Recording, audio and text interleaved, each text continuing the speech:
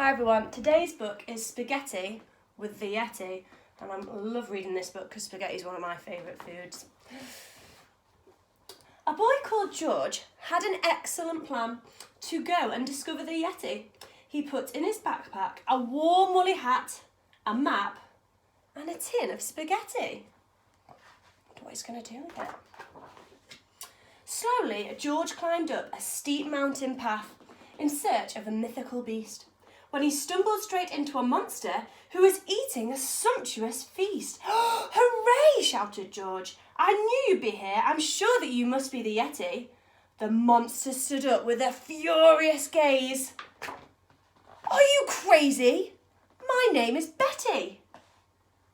She didn't look very happy. So sorry, Betty," said George with a smile, "but I'm taking the Yetti some lunch. In that case, you'll want to take some of these bones, for the Yetti likes food with a crunch." So George climbed on up the steep mountain path to track down the hideaway brute, when he stumbled upon a big monster with a face like a battered old boot. "Yippee!" shouted George. "I've tracked you down now. I've been searching so long for the Yetti." The monster glared down with the angriest growl. "How insulting! My name is Hetty."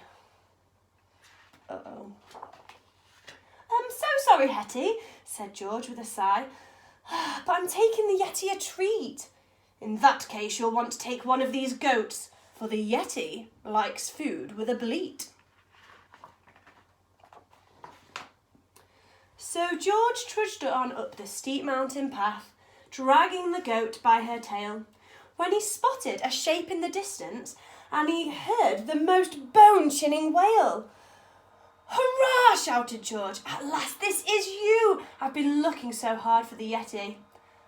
The monster looked down with a horrible howl.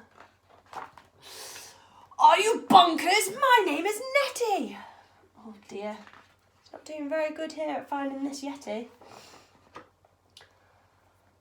"So sorry, Nettie," sighed George, feeling glum, "but I'm taking the Yetti a snack." "In that case, you'll want to take lobsters and crabs, for the Yetti likes food he can crack." So George plodded on up the steep mountain path. The difficult climb made him puff. Exhausted, he threw himself down onto the ground. "That's it!" he cried. "I've had enough."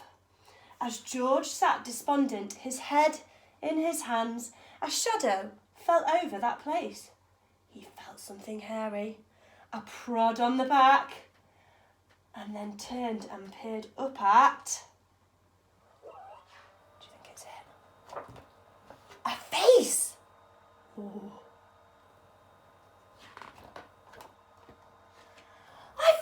"You!" cried George with a big happy grin, and he showed all his gifts to the Yetti. But the monster looked down at the crab and the goat and said, "Sorry, I just eat spaghetti." "I knew it," said George with a whoop of delight, and he opened the battered old tin. Then he tipped the spaghetti out into a bowl, and George and the Yetti tucked in. What a fabulous story. Hope you enjoyed that one.